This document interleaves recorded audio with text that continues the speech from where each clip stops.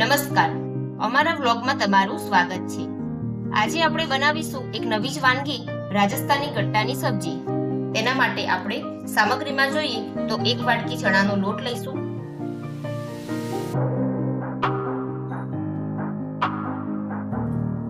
તેમાં અડધી ચમચી અજમો નાખીશું।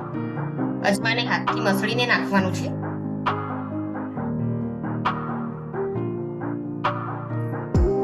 एक चौथाई टीस्पून हळदर पाउडर लईશું, 1 चौथाई टीस्पून लाल मरचું पाउडर लईશું,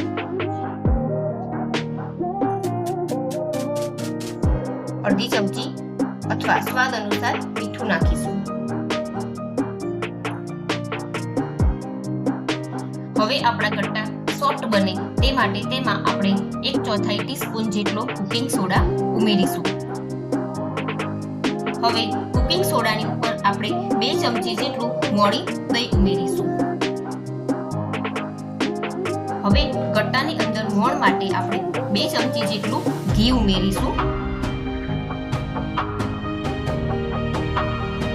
હવે આ બધી સામગ્રીને આપણે મિક્સ કરીને તેનો લોટ બાંધી લઈશું।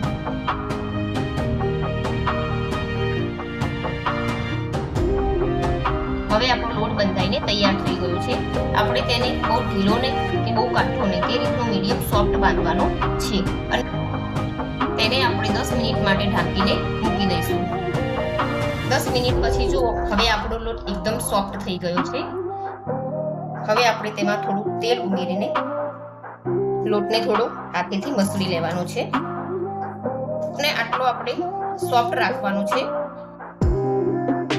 હવે આ લોટમાંથી આપણે થોડા થોડા લોયા લઈને તેના આ રીતના નાના નાના પાતળા ગટ્ટા માટેના રોલ બનાવી લઈશું। હવે આપણા ગટ્ટા માટેના રોલ બનીને તૈયાર થઈ ગયા છે। વાસણમાં આપણે ગટ્ટા માટેનું પાણી 3 કપ જેટલું પાણી ઉમેરીશું। તેમાં થોડું 1 ચમચી જેટલું તેલ અને અડધી ચમચી જેટલું મીઠું ઉમેરી તેને ગરમ થવા માટે ઉકળવા માટે મૂકી દઈશું। હવે આપણું પાણી ઉકળી ગયું છે, તેમાં આપણે આ ગટ્ટાના રોલને આપણે બાફવા માટે મૂકી દઈશું। આપણા ગટ્ટાના રોલ બફાઈને તૈયાર થઈ ગયા છે। તેને આપણે એક પ્લેટમાં કાઢી લઈશું અને જે વધેલું પાણી છે તેને આપણે ગ્રેવી માટે ઉપયોગમાં લઈશું।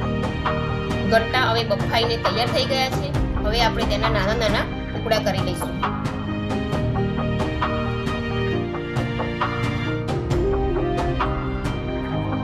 એક વાટકામાં થોડું દહીં લઈ લઈશું, તેમાં થોડું મરચું પાવડર, થોડી હળદર, અડધી ચમચી મીઠું ઉમેરી લઈશું। હવે તેને મિક્સ કરી લઈશું।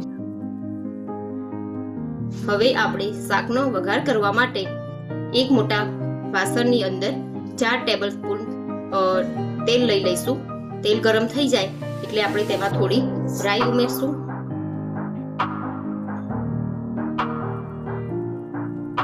રાઈ તતડી જાય એટલે તેમાં આપણે થોડું જીરું ઉમેરીશું, લસણની કળી,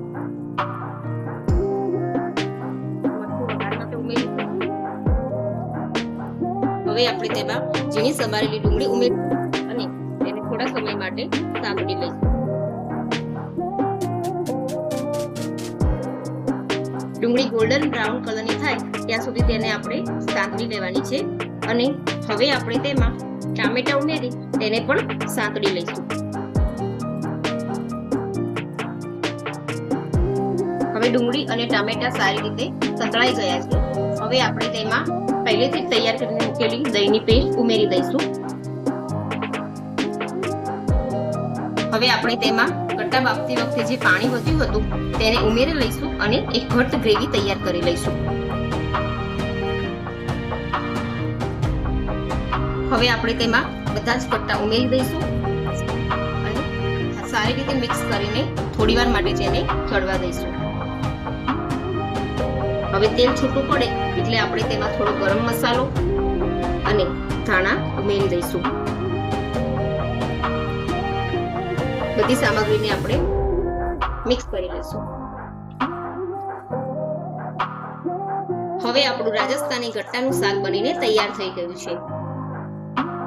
અમારો વિડીયો ગમ્યો હોય તો અમારી ચેનલને લાઈક કરો, શેર કરો, સબસ્ક્રાઇબ કરો. Thank you.